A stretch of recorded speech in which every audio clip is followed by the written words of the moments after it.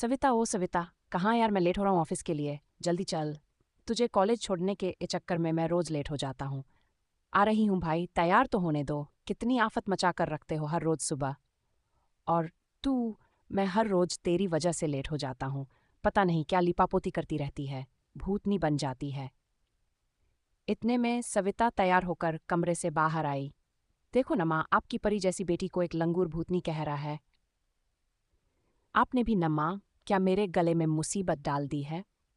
मैं अपने आप कॉलेज नहीं जा सकती क्या? मैं अब छोटी बच्ची नहीं हूं जो मुझे हर वक्त सहारे की जरूरत पड़े। माँ ने कहा, तू तो मेरी परी है। ये जब तक तेरे साथ न लड़े इसे खाना हजम नहीं होता, और अब तू बड़ी हो गई है इसलिए तुझे सहारे की जरूरत है। जमाना बहुत खराब है बच्चे, इसलिए तो कॉलेज जाते हुए तुझे भाई छोड़ता जाता है और वापसी में पापा लेने आते हैं। अब जा जल्दी से, भाई कब से तेरा इंतजार कर रहा है। हाँ हाँ, जा रही हूँ। पता नहीं ये माँ ने हर टाइम जमाने से डरती क्यों है। सविता बड़बड़ाते हुए बाहर चली गई।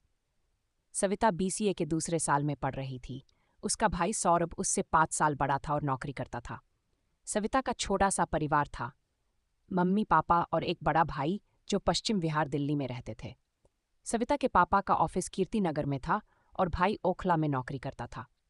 सविता का राजधानी कॉलेज पास में ही था, मगर घर से तकरीबन 3-4 किलोमीटर दूर, इसीलिए बस से जाने के बजाय वह भाई के साथ जाती थी। वैसे भी जब से सविता ने कॉलेज में एडमिशन लिया था, माँ ने सख्त हिदायत दी थी कि उसे अकेला नहीं छोड़ना, जमाना खराब है। कल को कोई ऊंच नीच हो गई तो कौन जिम्मेदार होगा, इसलिए अपनी चीज का ख्याल तो खुद ही रखना होगा ना। सविता को कॉलेज छोड़ने के बाद सौरभ रास्ते से अपने ऑफिस के साथी गौतम को नारायणा से ले लेता था। एक दिन गौतम ने कहा, यार मुझे अच्छा नहीं लगता कि तू रोज मुझे लेकर जाता है। तू परेशान न हुआ कर, मैं बस से चला जाऊंगा। इस पर सौरभ बोला, यार मेरा तो रास्ता है इधर से, मैं अकेला जाता हूँ। अगर तू पीछे बाइक बैठ जाता है तो क्या फर्क पड़ता है। फिर भी यार तुझे परेशानी तो होती ही है। यार भी कहता है और ऐसी बातें भी करता है। देख, अगर बस के बजाय मेरे साथ जाएगा तो बस का किराया बचेगा ना, वह तेरे काम आएगा। मैं जानता हूँ तेरा बड़ा परिवार है और तनख्वाह कम पड़ती है। ये सुनकर गौतम चुप हो गया। इसी तरह ये सिलसिला चलता रहा। एक बार सौरभ बहुत बीमार हो गया और लगातार कुछ दिनों तक ऑफिस नहीं गया। गौतम ने तो फोन करके हालचाल पूछा, मगर उसे मिले बिना चैन कहाँ, यारी जो दिल से थी।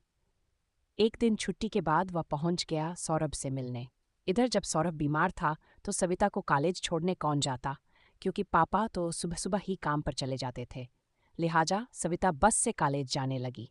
सौरभ ने समझा दिया था कि किस जगह से और कौन से नंबर की बस पकड़नी है। वापसी में तो उसे पापा ले आते। गौतम ने सौरभ के घर की डोरबेल बजाई तो दरवाजा सविता ने खोला।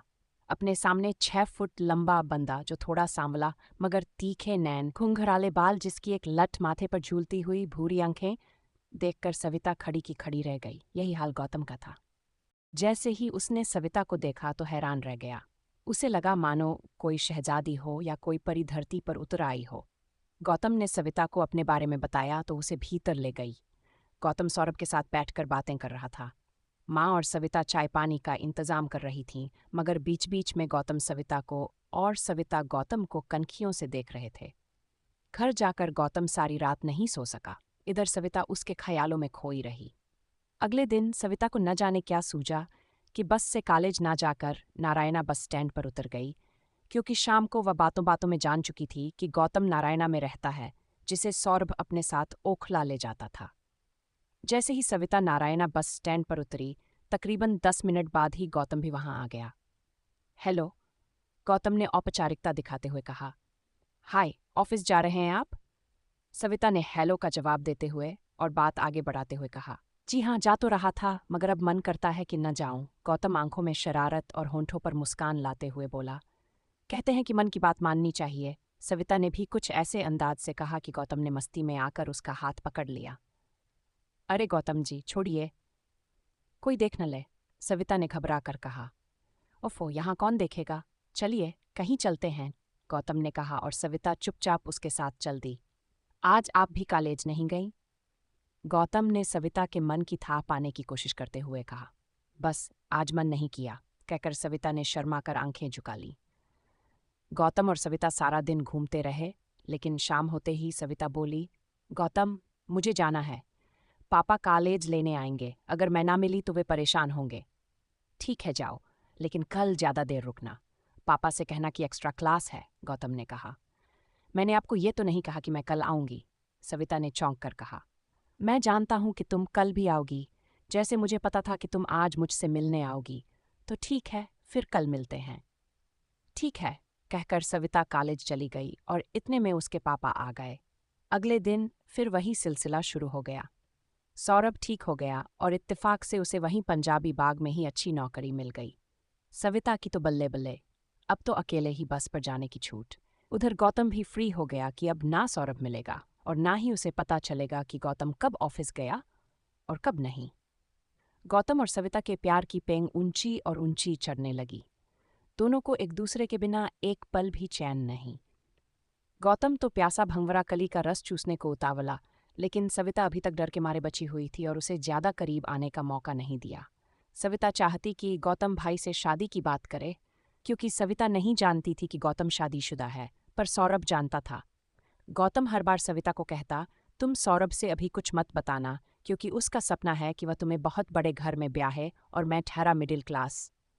वह नहीं मानेगा हमारी शादी के लिए, इसलिए मौका देखकर मैं खुद अपने तरीके से बात करूंगा ताकि वह मान जाए।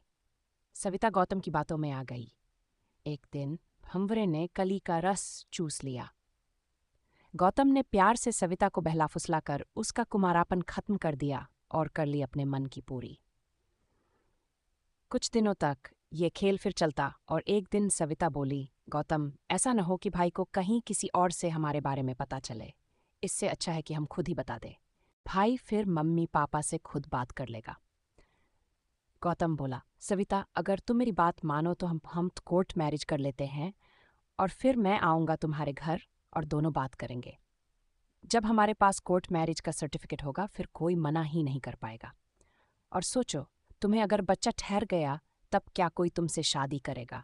तुम्हें तो तुम्हारे घर वाले मार ही डालेंगे। फिर क्या मैं जी सकूंगा तुम्हारे बिना? मुझे मौत से डर नहीं लगता।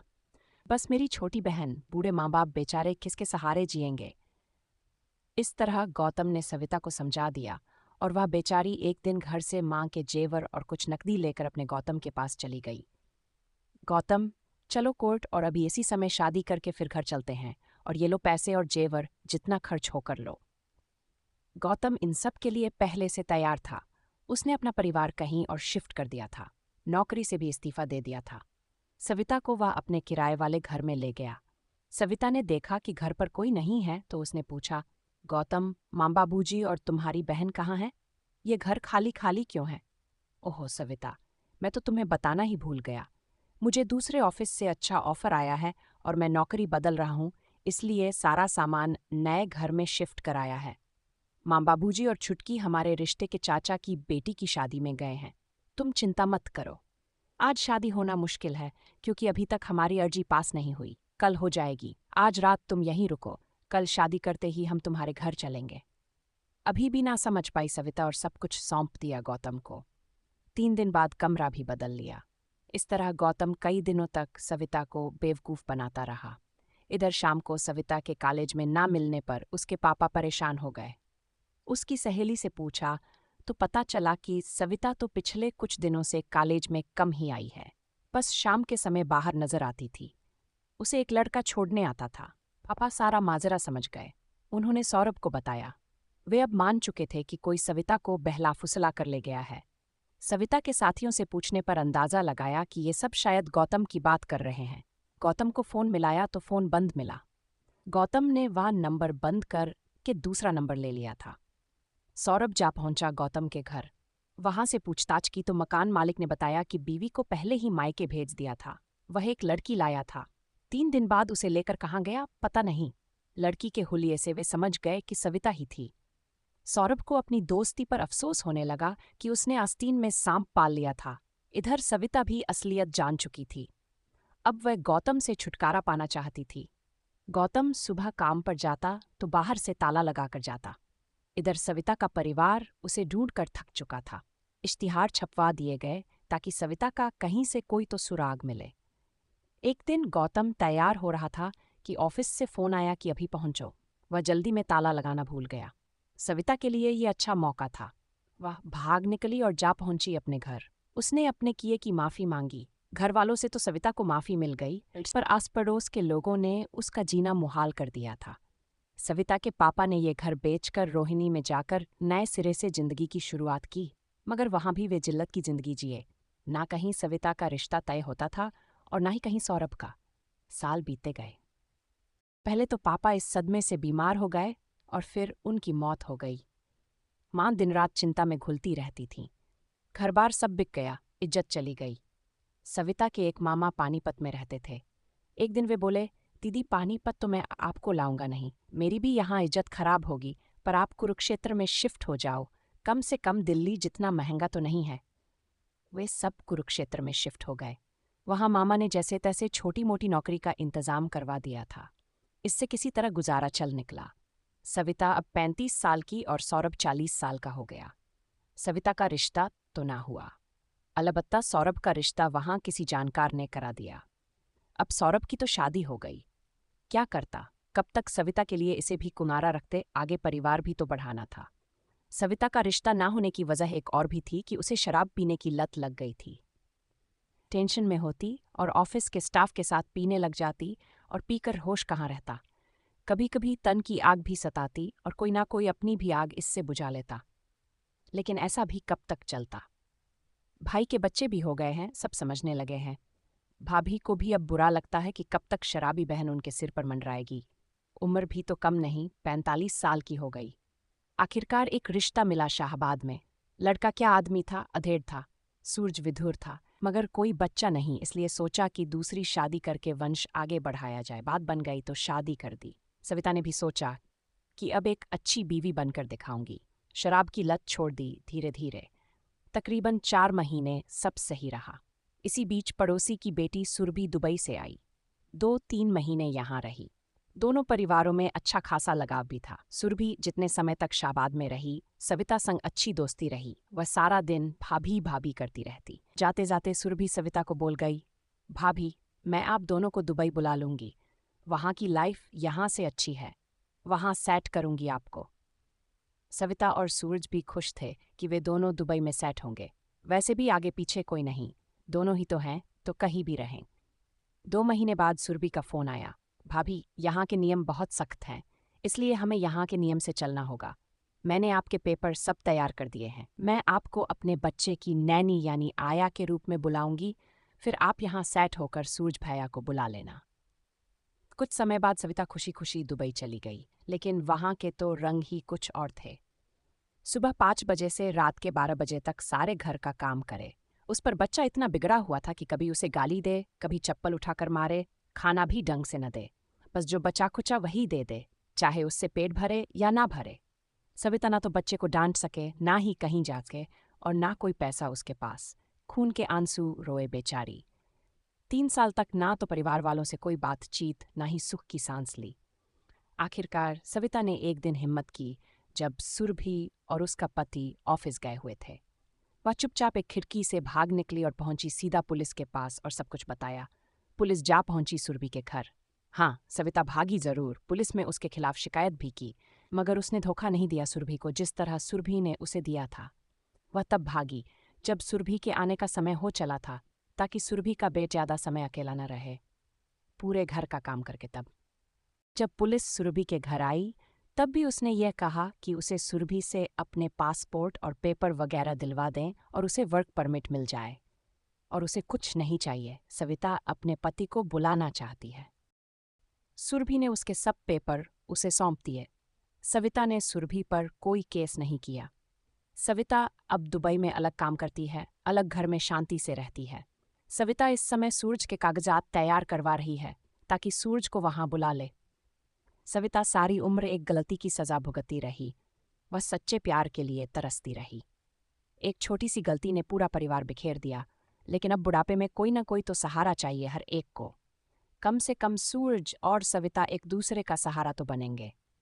कुमारी ख्वाहिशें झुलस कर दम तोड़ चुकी थीं, लेकिन सविता एक अच्छा काम और कर रही थी कि कोई भी लड़की अगर इस तरह की भूल करती तो वह उसे समझा बुझाकर उसके घर पहुंचा आती। तो दोस्तों, वीडियो अच्छी लगी हो तो चैनल को सब्सक्राइब ज़रूर करें। मिलते हैं अगली वीडियो में, तब तक के लिए love you and take care.